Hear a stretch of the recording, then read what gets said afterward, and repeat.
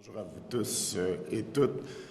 Alors aujourd'hui, on est en soutien aux étudiants en pharmacie qui sont pris dans des négociations avec le gouvernement du Québec où le gouvernement, en raison de ses inactions, des coupures qu'ils ont faites envers les pharmaciens, les étudiants se retrouvent pris en otage, de sorte que plusieurs d'entre eux voient leur formation capacité d'avoir accès à la formation nécessaire par stage, elle est compromise en raison des négociations qui ont cours avec le gouvernement du Québec, mais surtout en raison des coupures du ministre de la Santé et du docteur Barrett. Maintenant, aujourd'hui, nous réclamons l'intervention de la ministre de l'Éducation supérieure. Ce n'est pas vrai que ces jeunes qui sont inscrits en pharmacie au Québec, qui ont besoin de suivre une formation avec stage obligatoire, vont voir leur formation remise à plus tard en raison de la mauvaise gestion du gouvernement du Québec. Ça crée des problèmes non seulement administratifs, mais évidemment, ça crée un problème d'organisation de ces jeunes, un problème d'angoisse, évidemment, parce qu'ils n'ont aucune idée comment tout ça va se terminer. Alors, à un moment donné, il faut dire assez, c'est assez. Au printemps dernier, les jeunes avaient souligné l'importance d'intervenir rapidement. Déjà, le gouvernement est informé depuis des mois.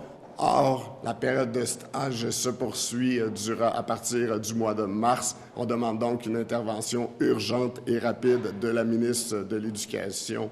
Et à un moment donné, il faut juste prendre le taureau par les cornes et dire que ça n'a juste pas de bon sens que ce soit les jeunes qui payent le prix en raison des coupures du ministre Barrett envers les pharmaciens. Sur ce, je cède la parole aux étudiants qui m'accompagnent et ensuite à mon collègue, le député. Monsieur Raphaël Gagnon-Paradis.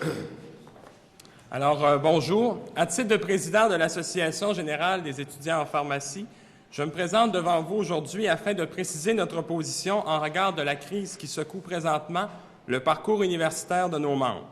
Avec 26 % des étudiants en pharmacie de ma faculté se cherchant toujours un milieu de stage d'ici avril et 52 % entre mai et juin, on ne s'imagine plus être capable de placer ces quelques 350 orphelins de superviseurs, et ce, malgré les efforts titanesques déployés et une série de mesures compensatoires temporaires. Les cheminements au doctorat de premier cycle en pharmacie de mes 697 collègues de l'Université Laval, ainsi que le mien, sont menacés. On ne peut y échapper, 1600 heures de stage sont nécessaires à l'obtention de notre diplôme. La qualité de notre formation en dépend. Nous voulons pouvoir acquérir les compétences pratiques nécessaires pour ultimement offrir des services cliniques de qualité à la population. On assiste impuissant à un effet domino dangereux qui ne pourra s'arrêter qu'au moment où le gouvernement et les acteurs impliqués s'assoiront ensemble pour négocier une sortie de cette crise qui secoue notre future profession depuis trop longtemps. Sachons interagir pour l'avenir. Merci. Monsieur Nicolas Saint-Onge. La situation des stages à l'Université de Montréal est tout aussi critique que celle que vous a exposée mon collègue de l'Université Laval. En effet, en date du 9 février dernier, on parlait de plus de 30 étudiants qui se retrouvent sans milieu de stage pour l'an prochain, donc pour le mois prochain, dès le mois de mars. Ces finissants voient donc leur diplomation menacée dans l'immédiat, mais ça, ce n'est que la pointe de l'iceberg. Ce qui nous inquiète particulièrement, c'est que nous avons pour l'instant moins de 30 % des milieux de stage nécessaires pour la cohorte finissante de 2018. Normalement, ces étudiants reçoivent leur assignation de stage au mois de mars, donc dans 2 semaines. Ça arrive à grands pas, mais nous n'avons pas assez de maîtres de stage pour assigner à une pharmacie, malgré les efforts incommensurables de la faculté de pharmacie de l'Université de Montréal, les étudiants à leur stage. Chaque jour, chaque semaine qui passe, nous nous rapprochons dangereusement d'un retard de plus de 400 pharmaciens sur le marché du travail. Nous demandons donc au gouvernement de s'asseoir et discuter de bonne foi avec les pharmaciens afin de régler ce conflit qui risque de faire un effet de boule de neige. Merci. Monsieur Nicolas Lavallée. Merci. Donc, bonjour à tous. On est réunis aujourd'hui à l'Assemblée nationale pour sonner l'alarme. Le blocage entre les pharmaciens et le gouvernement menace actuellement l'accès aux étudiantes et aux étudiants en pharmacie des 2 facultés de pharmacie à leur stage. Par le fait même, c'est le cursus de 1500 futurs pharmaciens qui est à risque. Comprenons-nous bien, les représentants étudiants sont réunis ici pour faire une demande bien simple mais primordial, on est ici pour demander aux partis de se rasseoir à la table de négociation immédiatement et de cesser de mettre en péril la diplomation des étudiants en pharmacie. Si le blocage actuel persiste, la non-diplomation de finissants va réduire la qualité et la quantité des soins prodigués aux patients. En effet, dans l'état actuel du réseau, on n'a pas le luxe de se priver de nouveaux professionnels de la santé. Si le blocage actuel persiste, le retard dans le cursus de nombreux autres étudiants va entraîner des problèmes logistiques et financiers importants. En effet, les stages que les facultés tentent d'attribuer aujourd'hui aux finissants, ce sont des stages qui sont retirés des cohortes de 3e, 2e et 1re année.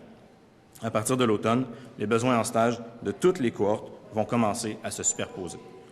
Le gouvernement et les pharmaciens doivent prioriser ce dossier, mettre le bien-être des étudiants et des patients au centre de leurs préoccupations. Merci. Monsieur Dave Turcotte. Au fond, ce qu'on voit depuis l'arrivée du ministre Barrette, c'est des attaques de plein fouet à la profession des pharmaciens. On l'a vu avec le projet de loi 28, avec le projet de loi 81 et plus récemment avec le projet de loi 92 qui, à chaque projet de loi, le ministre s'attaque toujours à la profession des pharmaciens. Et là, par tout ça, là, le cumul de tout ça, on s'attaque même, le gouvernement s'attaque même par ricochet à l'avenir même de la profession. Donc, ce que nous demandons aujourd'hui, c'est au ministre de la Santé, Dr Barrette, de s'asseoir et négocier de bonne foi avec les pharmaciens pour faire en sorte que les jeunes qui étudient en ce moment en pharmacie, et les moins jeunes aussi dans certains cas, puissent avoir des milieux de stage appropriés, de qualité, pour assurer leur formation, pour qu'ils puissent effectivement offrir de bons soins lorsqu'ils seront des vrais pharmaciens. Merci. On va maintenant passer à la période de questions. Monsieur Tommy Chouinard de la presse. Bonjour.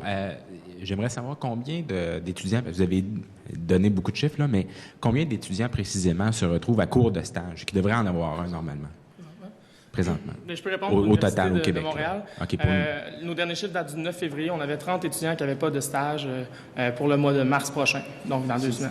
De finissants, oui, exact. 30 donc finissants, des finissants. en 4e année ou programme de qualification en pharmacie qui sont supposés arriver sur le marché du travail là, dès cet été. OK. Puis à l'Université Laval? Nous, on parle de 350 étudiants toute année confondus, dont 19 finissants. Okay. Mais il faut comprendre qu'effectivement, le nombre est moins important du côté des finissants parce qu'on enlève des stages à des étudiants d'année inférieure pour placer nos 4e années, pour essayer de les faire diplômer dès le 2017.